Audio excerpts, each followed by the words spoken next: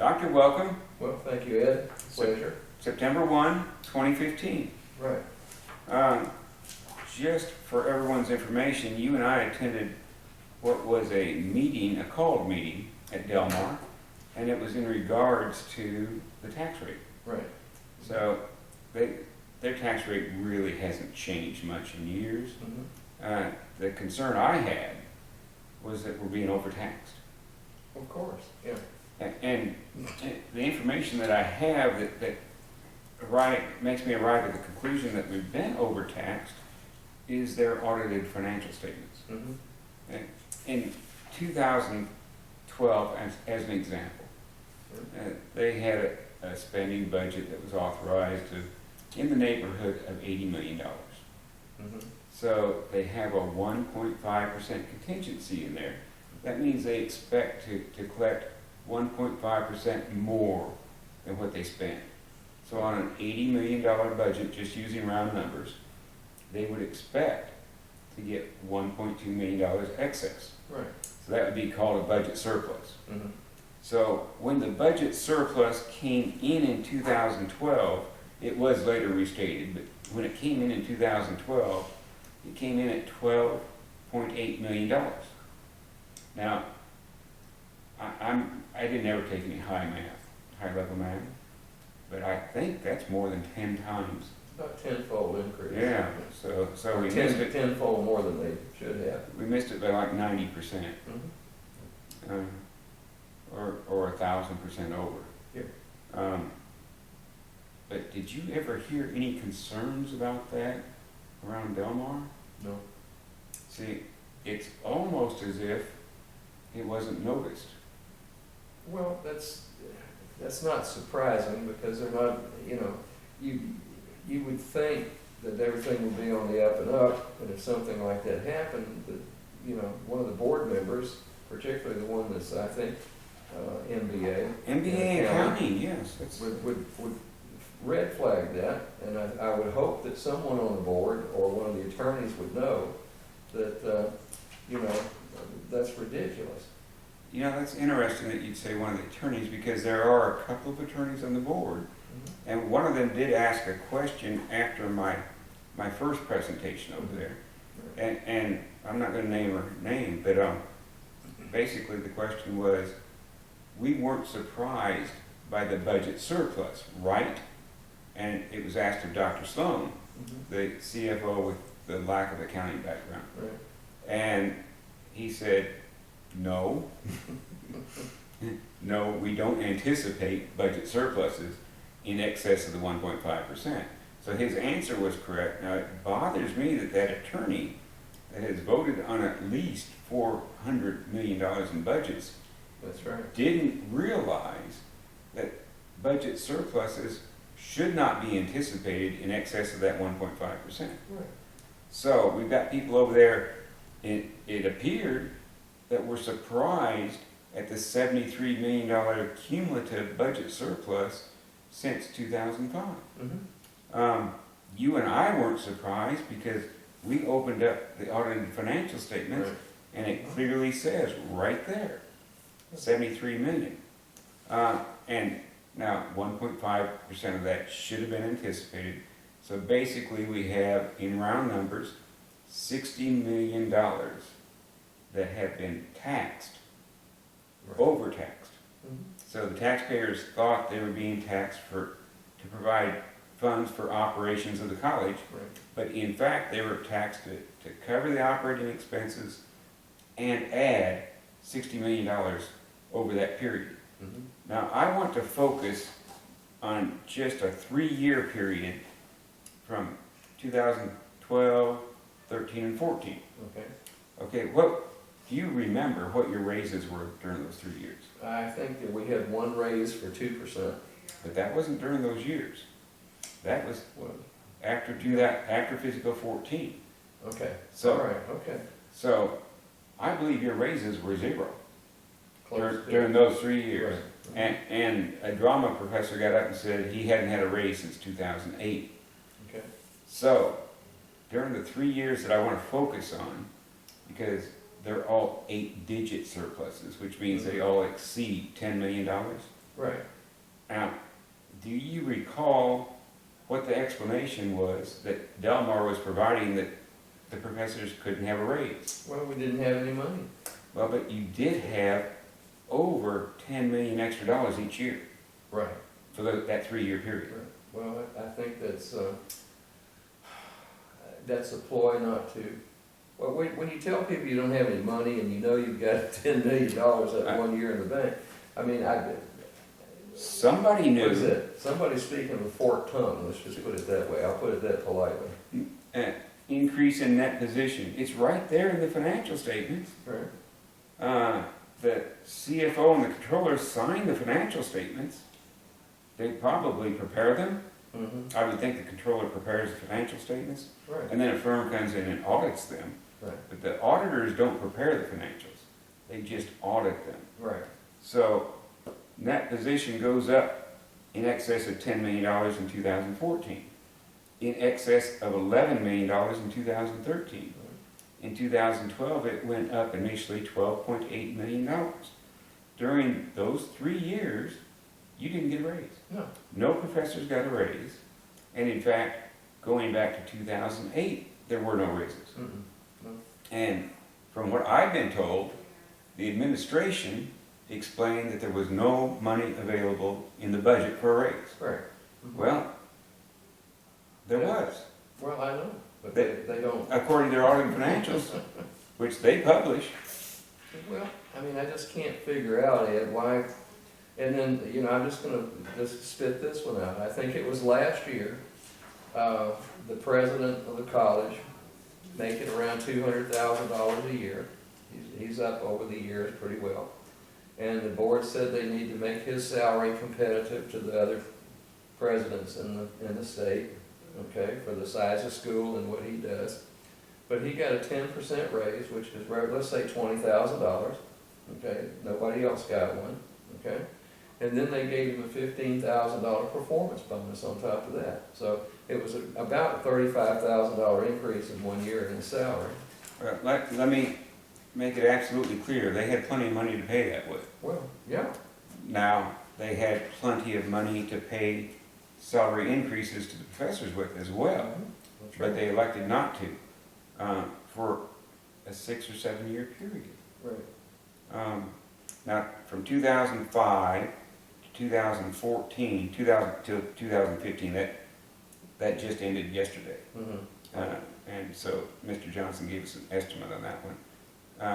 They have generated a $73 million budget surplus, Mm-hmm. collected $73 million more than they spent on operations. Well, see, that would even be over and above the increase of $35,000 to the president. That's true, that's in there.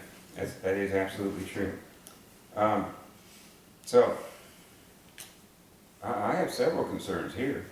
One, why are we being taxed so much? Yeah. If, let's say our taxes, our ad valorem taxes, are approximately $35 million a year to pay for this operation. Right. Okay, now if they could have been $10 million a year less, that's 30%. That's right. So we're overtaxed. The taxpayers, the constituency that elected these board members Mm-hmm. are being overtaxed during these years by 30%. Yeah. So, if your tax bill is $600, it's 30% overtaxed, you've got almost a $200 a year excess tax Right. you're paying. Right. And Well, that's a significant number for a lot of people. right, but the thing that it's higher than that, for, an average homeowner. It's higher than $600. I'm not sure. Yeah. I guess I haven't looked at my tax bill. When I looked at my tax bill for Delmar, it's, I'd rather have that money. And I don't mind paying it if we're getting something for it. Right. Right now, we're getting a padded bank account that can't be used for operations. Now, it can be used for other specific items like purchasing the 95 acres Yeah. down here. Mm-hmm. And they've taken a hedgehog or something over there, and Yeah, bush hog, yeah. it looks a whole lot better, but they kind of need to bring a dumpster in there or something. Yeah, well, they've got enough toilet paper over there to generate. Maybe they can A new recycle company. that. And like the music building, Mhm. they didn't have to float a bond for that. See, they raised, in this period of time, they were able to raise $73 million without asking the taxpayers to approve a bond. Yeah, Now, last year, the taxpayers had to approve a bond of $157 million, but they had to go to a vote. mhm. Here, there was no vote. No. They just overtaxed us. Well, I guess my concern is, and maybe as a CPA, you can answer that, where is that $73 million? We can trace it. I have not done that. I have just gotten the documents from, I asked for earlier audited financial statements, and they were kind enough to give those to me right after I appeared at the board meeting.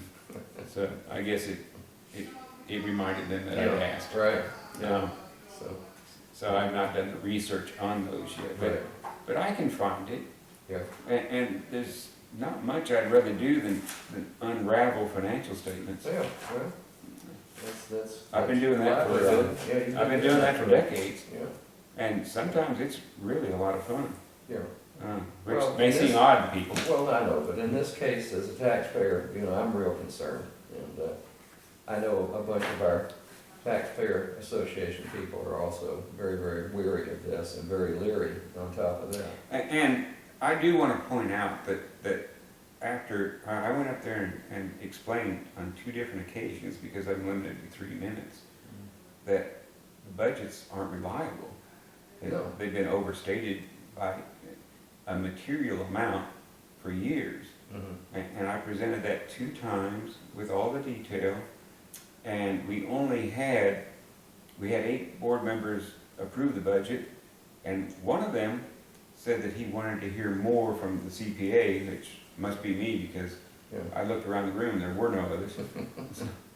So he wanted to hear more, and he abstained. Yeah. So Mhm. obviously, the 8 members of the board that approved it are comfortable with materially misstated financial statements. Right, I'm sorry, materially misstated budgets. budgets, right.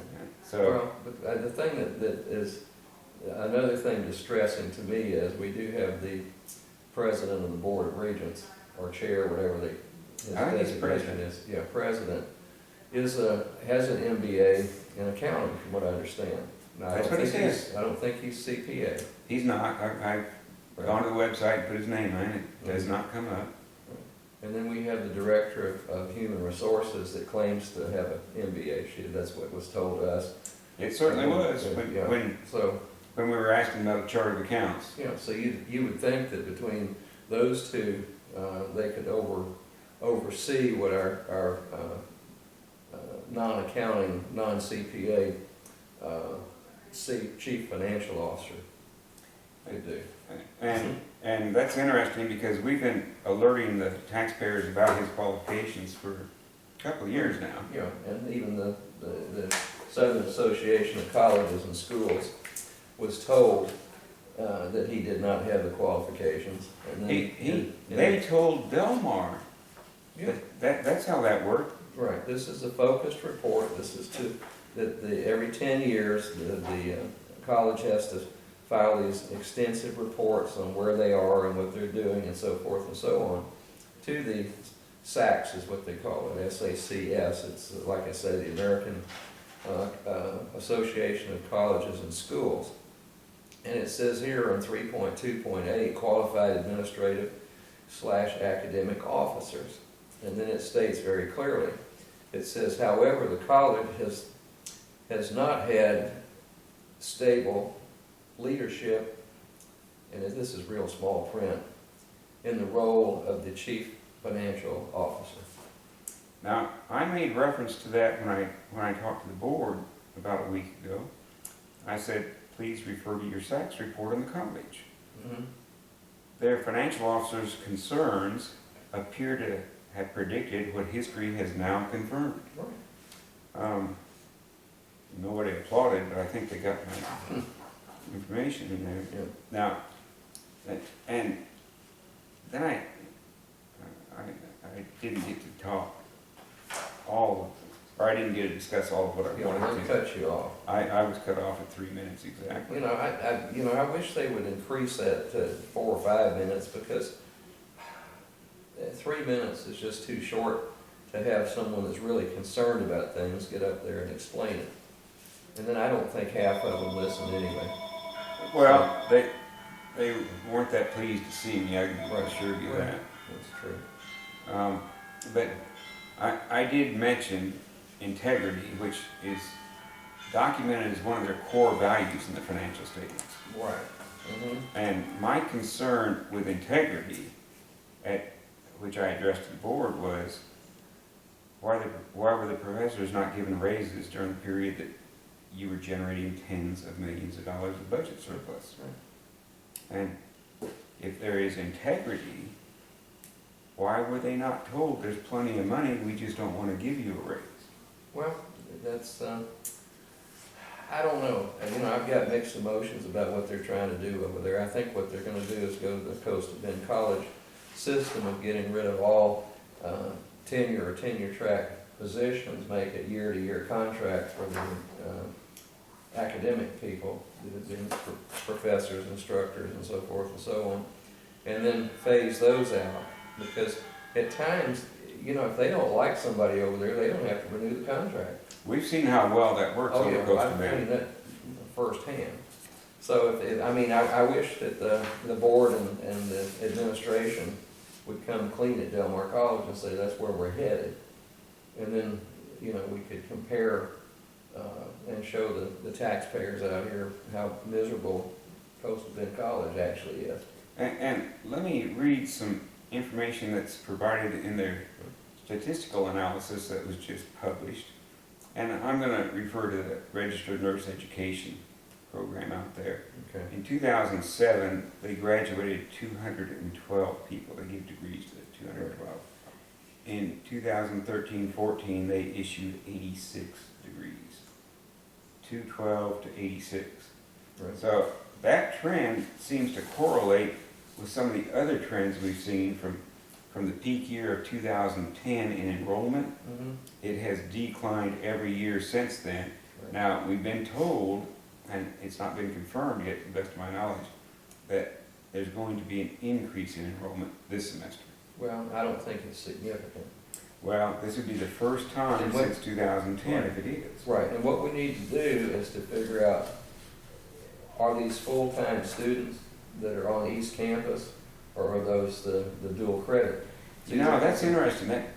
Do you have that statistics on the dual credit? Because I noticed they're picking up. I think you had it, I didn't.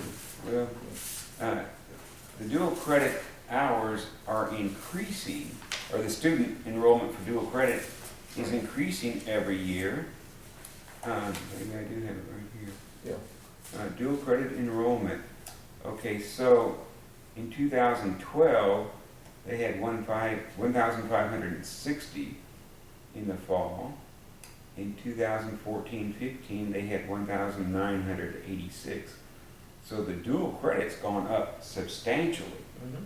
while the rest of the enrollment's gone down substantially. Right. And if we go back to the nurse education, in 2007, they had 408,000 contact hours. In 2013-14, they had 180,000 contact hours. 408,000 down to 180,000. Significant decline. Yeah. So I think the trend seems to be the student count's going down, with the exception of the dual credit people. Right.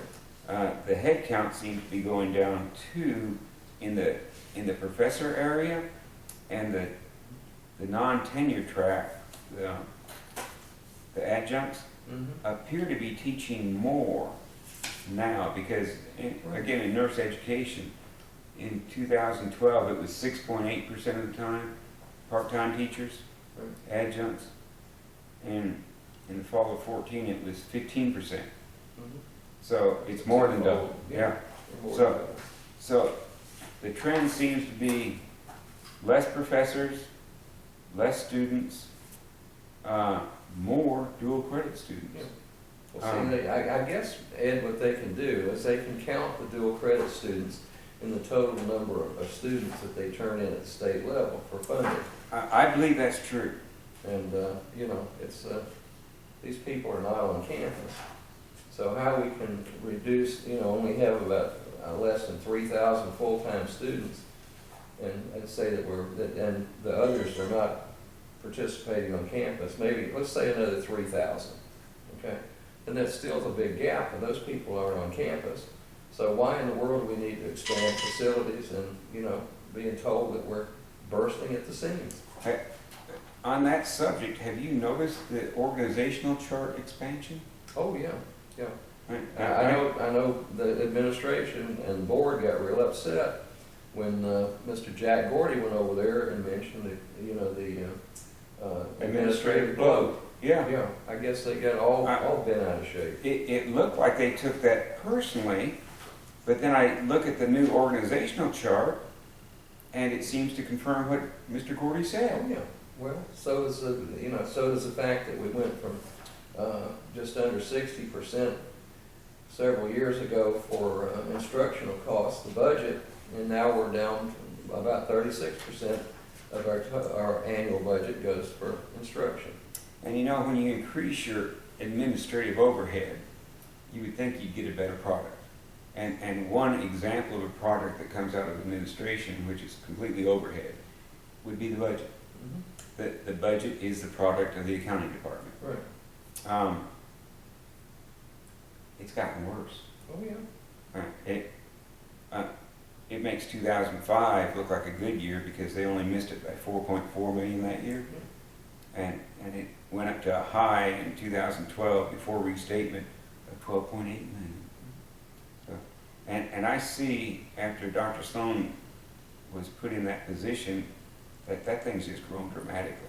Oh, yes. It looks like something happened in 2010, and I believe Dr. Sloan took over in 2010. Yes. It may have been 9, but something happened, and the budget's just a great deal less reliable than it once Right. was. Well, here's one that we can chew on. There is a push now to take the arts and sciences, okay, which is my department in the arts, and then, the sciences, and then you have the reading department, or communications it's under, and then you've got social sciences, English, history, and history's under social sciences, and art, and some of these other departments. And what they're going to do now is split the arts from the sciences, and they're going to have an assistant dean for arts and assistant deans for the sciences, with the dean over arts and sciences. That's what I've been told, okay? Or they may take the existing dean and put her over sciences, since she came out of the natural sciences department, and then put another dean at that high level of income over the arts. I'm seeing a decline in student enrollment, a 5-year decline, and I don't understand the correlation between expanding the staff like that and shrinking the enrollment. Is maybe that's intended to help the enrollment. And what they're going to do, see, when Dr. Sloan was the dean out on West Campus, they took over for Dean Matula, and they merged the business end of the thing, the business education, in with the VOTEC out on West Campus. And he was the dean of the business and the others, and now they're talking about splitting that up again, so that we've got a dean of business, dean of arts, dean of sciences, and the vocational technical dean out there. I can completely understand that if we're expanding our student enrollment. Well, that's what I'm getting at. If we don't have an increase, and we've actually got a decrease in the number of students, and even in that decrease in the number of students, the dual credit people who are off campus. It's skewing it. Okay, yeah. So we actually have an 18%, excess of 18% decrease in students from 2010 until now. We don't have the current numbers in, but it's over an 18% decline, and we have an increase in dual credit. So the decline in student enrollment, that is actually college students, Right. is much greater than the 18%. Okay. So we're looking at expanding additionally the organizational chart for administration after we've already expanded. Right. And then another one that rattled me was we had a head librarian over there, and now the person they're hiring or have hired or trying to is going to be the dean of the libraries. So, I mean, you know, everybody over there, every second person in admin are going to be a dean. Interested in a city that's got an average salary for a married couple of under $50,000. Oh, yeah. Um, And then they fired the full-time people that were custodian and groundskeepers. and that bothers And me. then they hire this, you know, GCS, GCA out of GCA. Ohio, custodial services. that's $1 million a year.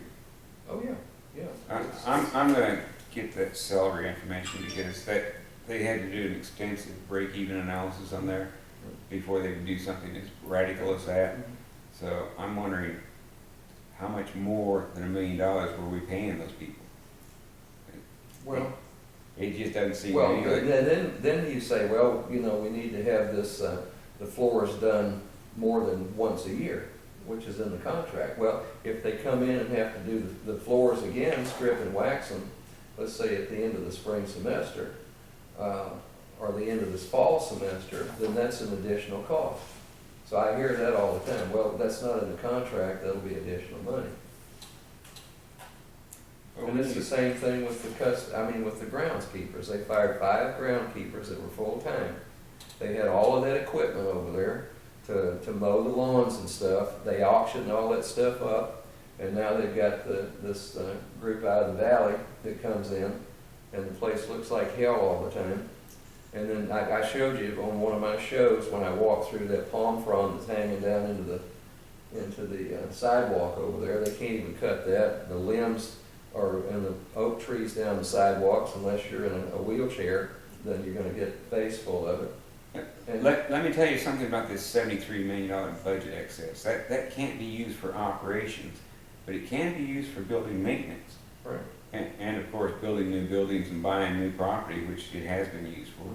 But the building maintenance, the CFO stood up and said, we deferred the building maintenance, yet he's got a nest egg of $73 million that can be used for it, and he intentionally deferred the building maintenance, which has made some people sick over there. Oh, yeah.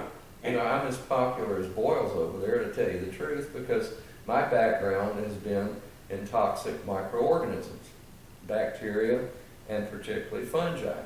So since 1968, I've been producing toxins by fungal systems.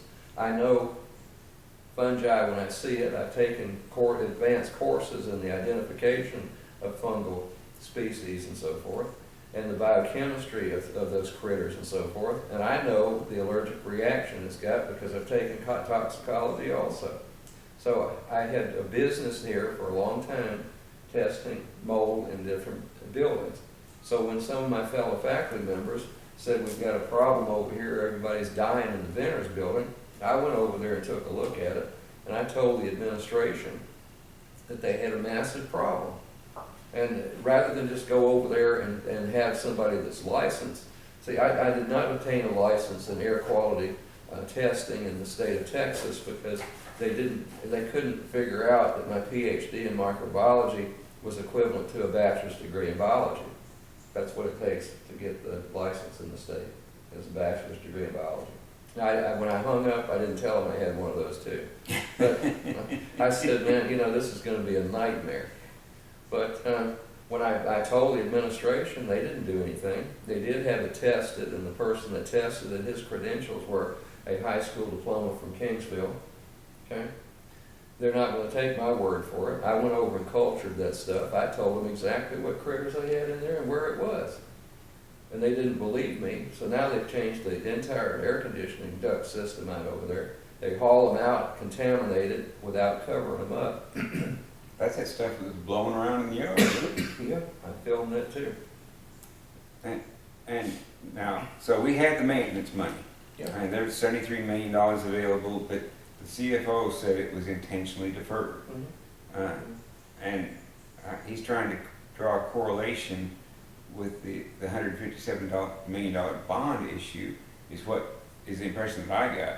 Mhm. So it seems like he's deferring the maintenance so that they could knock it down and then build a new building because it wasn't maintained. Well, as taxpayers, guess who's sitting here, one of 5 people sued by the city for knocking down the Coliseum, Memorial Coliseum. And what then they did want to build a shade back up. Yeah, $44 million worth. And the tragedy there, Ed, was that was preconceived by the city to let that Coliseum go derelict and then convince everybody it needed to be torn down. Well, it looks like the same approach is being taken here. It is. But, you know, I've driven through those parking lots out there, and that would be included, I believe, in the maintenance fund, which I suspect can be funded by this budget surplus. And, well, it's not much different than Lower Staple Street. That's right. You watch out, if you've got shock absorbers or struts, you're gonna need new ones after a while. Right. Well, that parking lot between the Richardson Auditorium and Memorial Classroom is awful. I filmed that, and I think I put that on one of my shows. And, you know, it's just, it's horrible over there. And the campus looks like the devil. See, I was gonna mention, now, I visited several college campuses. I like to go to college campuses. So, in the last few years, I visited Harvard, impeccable. Now, that's privately owned. Right. Impeccable campus. The Naval Academy, been there a lot. It's impeccable. Those are our funds. You know?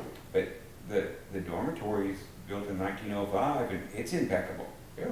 So these are 2 institutions on the East Coast that I've been to recently that are just absolutely impeccable. Mm-hmm. Then I go to the University of Houston on an occasional basis, and another publicly funded institution, but it's impeccable. Yeah. It doesn't look like Del Mar's. The landscaping doesn't even compare. Yeah. Now, Del Mar is more closely related in appearance to Coastal Bend, and Coastal Bend might be a little bit better. Oh, yeah. At least the grass is cut and the trees are trimmed. Yeah, I mean, the campus didn't look that bad. So I'm wondering why that is. Well, and then I have to go, and I don't mean to say this, Ed, because they're gonna blame it on the 5 porters that are over there. A good friend of mine is one of them, Eddie Flores. But they have to go around on all the campuses. That includes the campus over there, the Center for Economic Development. Behind that gas station that we just bought. Yeah, the Northwest Center, and then the East and West campuses, okay? And they have to do that. And I'm constantly picking up cans and bottles and paper around our building because those people just don't have the time, 5 of them, to set up all those programs they have over there. No, you've got acres and acres of land, Yeah. probably acres under roof. No, There are 5 guys. people? 5. No, Yeah. that does not make any sense. And I know Eddie Flores, and you know, Eddie's not a stupid man. No.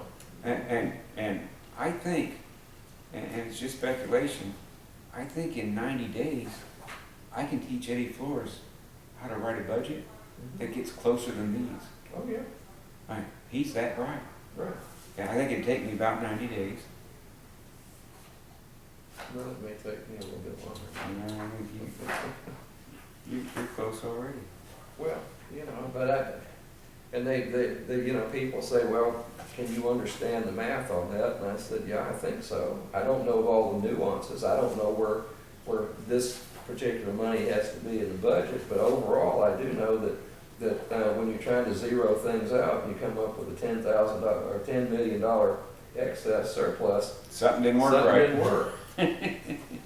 And when it's done year after year. Oh, yeah. Well, that's the thing, you know, and they don't think anybody, and this is a big problem I perceive. This is my own observations over the years. These administrators and those Board of Regents members must think that when you go to graduate school and you earn an advanced degree, that you're just an idiot. you know, because they know so much more than I do. I mean, you know, they know that a Kingsville High School graduate knows more about microbiology than I do. Okay? See, you're a free resource over there. You're on salary, they don't have to pay you any more, That's right. and yet they pretty much refuse to listen to you. Oh, they don't. They think I'm just stirring it, just to be stirring it. Yeah, No, well, I'm worried about the health and welfare of my fellow co-workers over there, the employees, Delmar College, and that would include the administration. But, you know, they won't listen. It's, you know. Now, I want to point out one thing before we close out, and that is, you and I have been concerned because there's a sign when we walk into the administration building that says internal auditor, and it points right down the hallway towards the president's office. And we know that that position's been vacant for years and years. Right. So we've been concerned about that. And I looked in the 2008 budget, and that position was budgeted for about $70,000. And since nobody's gotten any raise, or the professors haven't gotten any raises since Right. 2008, they were trying to fill that position, and I continue to hear that they couldn't find anybody to fill that position. So I'm wondering, were they trying to fill it for $70,000?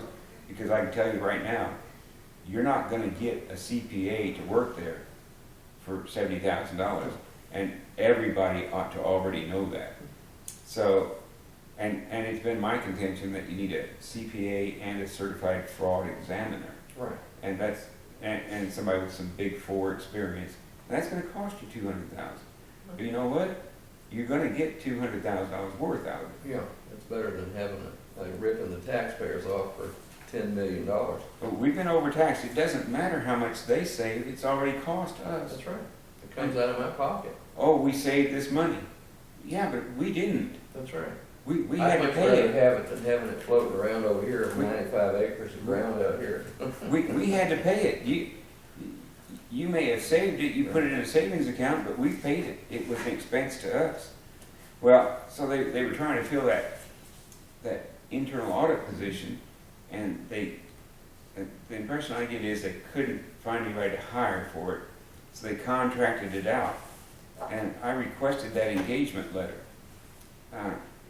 They contracted that out for this year for $257,000. Yeah. So we had a $70,000 position we couldn't fill. So now we're paying, taxpayers are paying $257,000 for that position. 200, you said, would get you. You could have your own internal auditor for 200 with the proper qualifications. And these are outside. They're with a really good firm. It is a good firm, but they're not from here. Well, but that's the thing. Why not hire somebody here that's a local citizen and put some money back into the economy? Buy a house. Go to Houston, hire somebody with those qualifications. He'll move down here. Now, these guys, if they're from out of town, it's not going to be full time. So they're going to be a part-time internal auditor at $257,000. So I'm having trouble with that math. Yeah. Well, you know, I don't understand the math apparently. You know, all those years I spent in math class are for naught. But you know, I'd like to just go back to the SACS thing. The number one thing, 1.1 in that whole organization is compliance certification. Under that, it's integrity, and it says the institution operates with integrity in all matters. Now, if you're overtaxing the taxpayers, I don't think that's qualifies as being showing any integrity. Well, they're certainly not giving us the full story. We are told, the impression I get is those taxes are to fund operations. Well, in reality, they're to fund operations plus another 30%. Right. Um, And then here it says that rationale for judgment of compliance. Okay, and this is under the integrity. It says Delmar College supports the primary principle of integrity, which holds the voluntary mutual accreditation is meaningful, okay? It holds that the voluntary mutual accreditation is meaningful only if all members are committed to honest and straightforward disclosure about all aspects of their institution. Therefore, we've been entirely candid about our strengths and our gaps. Okay, now I'm trying to reconcile that statement Right. back to the statement that was given to all the professors Mhm. over that 6-year period or so Yeah, that said, we don't have any money for raises. that's right. How can you have integrity when you're generating tens of millions of dollars extra a year and telling the professors there's no money? Well, I was told they didn't have enough money to go in and take care of the air conditioning system in the Venters building until I forced it real hard.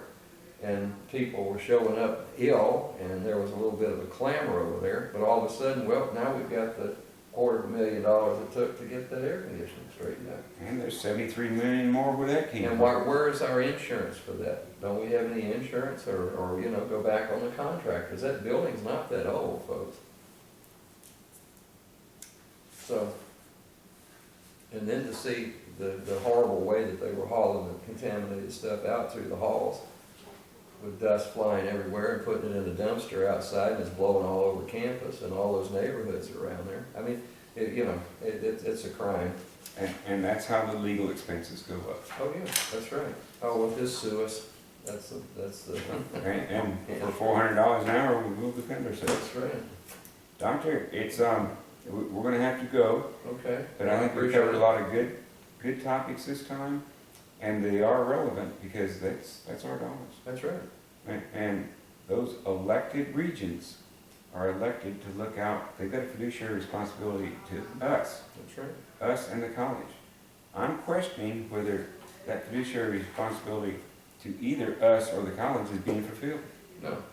Well, in my opinion, is no.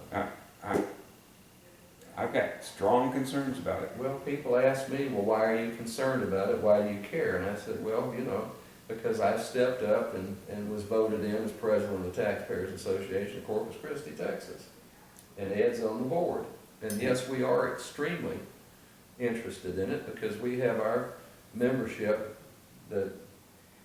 And in addition to that, because Corpus Christi continues to get ranked in the lowest educated cities in America, we were number 2 in the most illiterate cities in America. Bakersfield beat us out.